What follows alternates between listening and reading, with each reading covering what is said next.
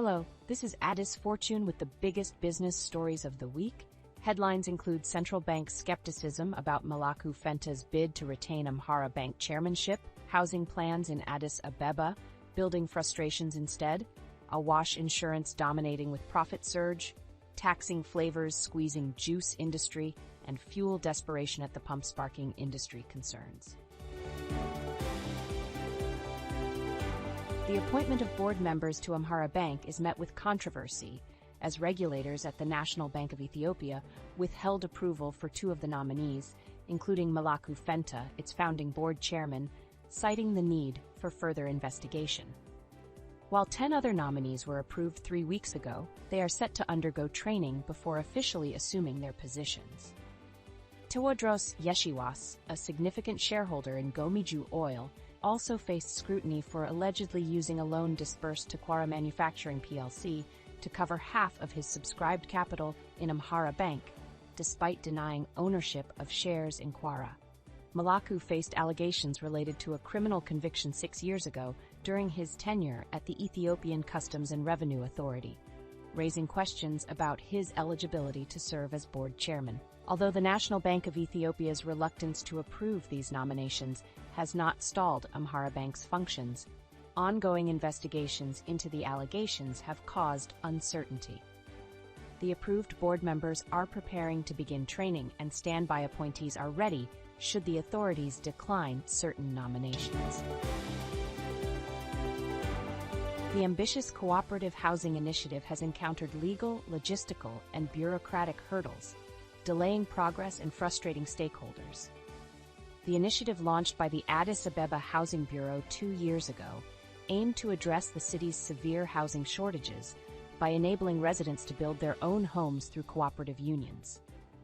Nearly 4,500 residents organized into 54 unions were granted access to 6 sites in Kolfe Keranyo and Akaki Kaladi districts, but none of these unions has commenced construction due to right-of-way disputes, lack of essential infrastructure, and court injunctions that have stalled progress. Legal experts point to systemic issues in the way land disputes are handled, emphasizing the need for better enforcement and adequate compensation for affected landowners. However, officials defend their efforts, citing multiple rounds of discussions and compensation payments made to affected residents. Unresolved issues related to plots assigned to cooperative unions and disputes with local mosques and nearby developers further complicate the issue. Prospective homeowners express frustration over inadequate road infrastructure, which hampers progress on soil testing and design. Stay tuned. We will be back after the ad.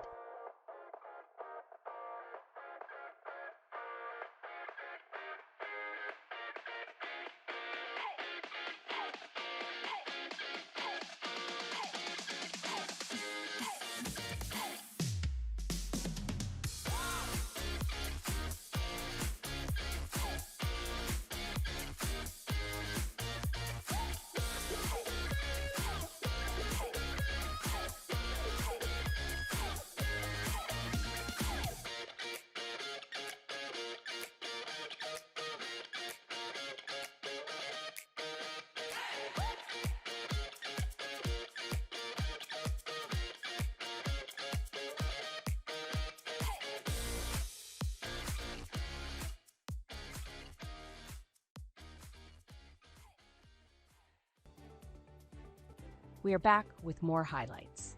Amidst economic challenges, Awash Insurance continues to dominate the private insurance sector, surpassing its competitors with robust profit growth.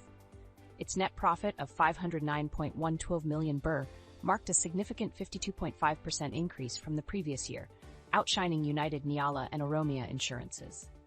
However, while Awash's earnings per share increased modestly, its capitalization strategy impacted earning per share growth compared to its rivals.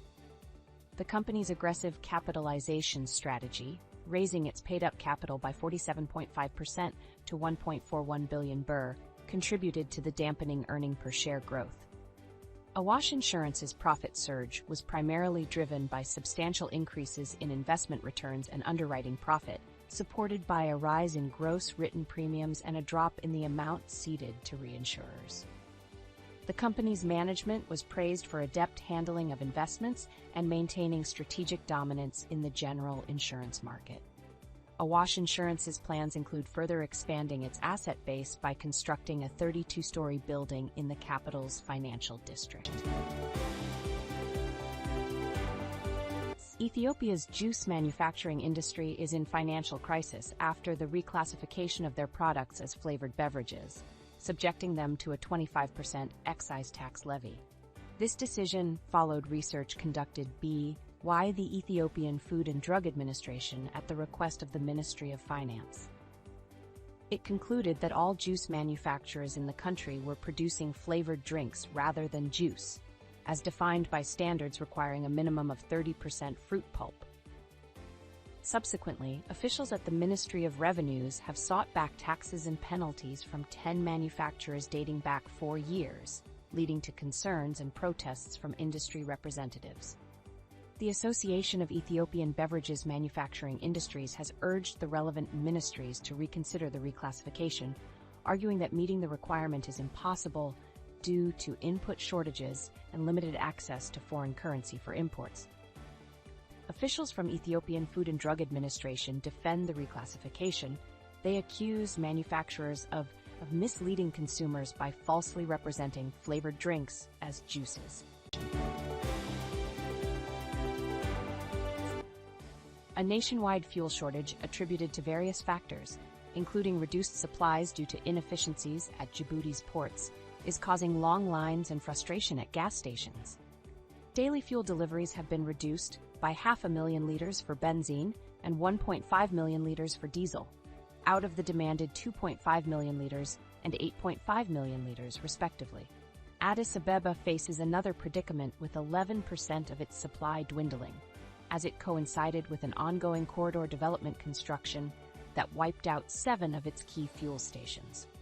Officials say they are implementing short-term measures to address the shortage, including accessing fuel from depots near the Sululta area to alleviate the shortage.